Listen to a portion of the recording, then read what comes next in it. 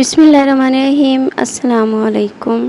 الصلاۃ والسلام علیک یا رسول اللہ وعلی آلک و اصحابک یا نور اللہ۔ ایک انسان جسے دنیا زرار بن ازور کے نام سے جانتی تھی۔ یہ ایک ایسے انسان تھے کہ اس دور میں دشمن ان کے نام سے کانپ اٹھتے تھے اور ان کی راہ میں آنے سے کتراتے تھے۔ جنگ ہوتی تو سارے دشمن اور فوجیں زرہ اور جنگی لباس پہن کر جنگی میدان میں اترتے، لیکن آفرین کہ حضرت زرار جو کہ ذرہ تو درکنار اپنا کرتا بھی اتار دیتے تھے۔ لمبے لہراتے چمکتے بدن کے ساتھ جب میدان میں اترتے تھے تو ان کے پیچھے دھول نظر آتی تھی، ان کے آگے لاشیں۔ اتنی پھرتی، تیزی اور بہادری سے لڑتے تھے کہ دشمن کی صفیں چیر کر نکل جاتے تھے۔ ان کی بہادری نے بے شمار مرتبہ سپہ سالار حضرت خالد بن ولید کو ان کی تعریف کرنے اور انہیں انعام و اکرام دینے پر مجبور کیا۔ دشمنوں میں وہ ننگے بدن والا کے نام سے مشہور ہو گئے تھے۔ رومیوں کے لاکھوں کی تعداد پر مشتمل لشکر سے جنگ اجنادین جاری تھی۔ حضرت زرار حسب معمول میدان میں اترے اور صف آرا دشمن فوج پر طوفان کی طرح ٹوٹ پڑے۔ اتنی تیزی اور بہادری سے لڑے کہ لڑتے لڑتے دشمن فوج کی صفیں چیرتے ہوئے مسلمانوں کے لشکر سے بچھڑ کر دشمن فوج کے درمیان تک پہنچ گئے۔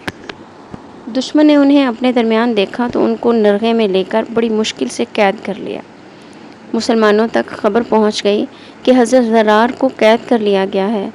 حضرت خالد بن ولید نے اپنی فوج کے بہادر نوجوانوں کا دستہ تیار کیا اور حضرت زرار کو آزاد کروانے کی ہدایت وغیرہ دینے لگے۔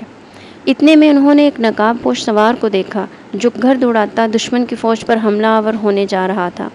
اس سوار نے اتنی تند اور خوبی اور غضب ناکی سے حملہ کیا کہ اس کے سامنے سے دشمن پیچھے ہٹنے پر مجبور ہو گیا۔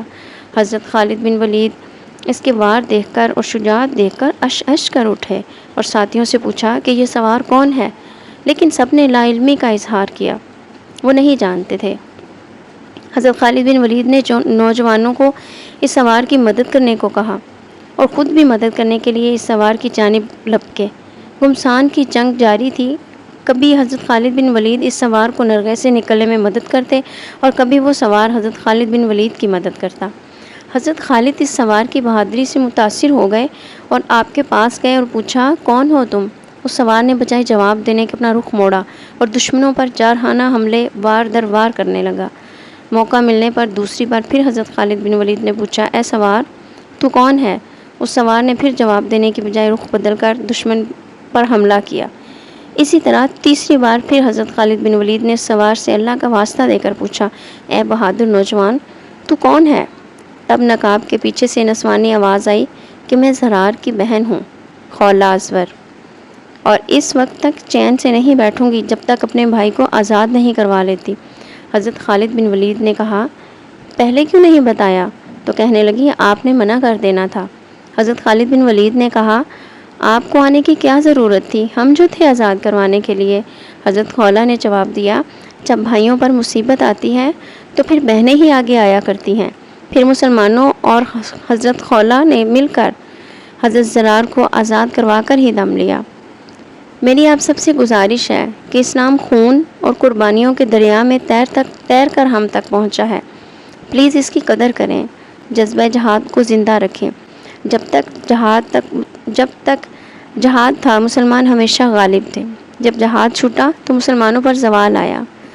ہم اتنا تو کر سکتے ہیں کہ کم از کم اپنے بچوں کے نام ان اسلام کے پیروکار کے، ان اسلام کے ہیروز کے نام کے اوپر رکھیں تاکہ انہیں پتہ چل سکے کہ ان کا نام کس کے نام پر ہے، اور نام کا اثر تو شخصیت پر بھی ہوتا ہے۔ ان کی تربیت ایسے کریں کہ اسلام کا مستقبل روشن کرنے میں اپنا کردار ادا کر سکیں۔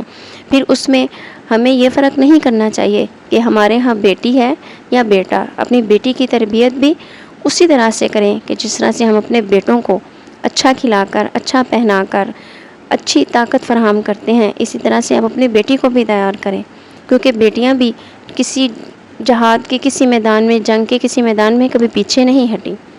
بیٹیاں بھی اسی طرح سے قربانی دیتی آئی ہیں جیسے کہ بیٹے۔ اس بہادر صحابی رضی اللہ تعالیٰ عنہ کے نام سے پاکستان میں پٹیل ٹینک، الزرار اور ایس ایس جی میں گوریلا کمانڈوز کی کمپنی کا نام بھی زرار رکھا گیا۔ میں امید کرتی ہوں اس تحریر سے ہمیں کچھ نہ کچھ ضرور سیکھنے کو ملا ہوگا۔ ہم اپنی بیٹیوں اور بیٹوں کے نام کم سے کم ان بہادر ہیروز کے نام پہ ضرور رکھ سکتے ہیں، اور ان کو انہی بہادر ہیروز کے قصے سنا کر اس پہ جہاد ضرور پیدا کر سکتے ہیں۔ ملتی ہوں اگلی ویڈیو میں۔ اللہ حافظ۔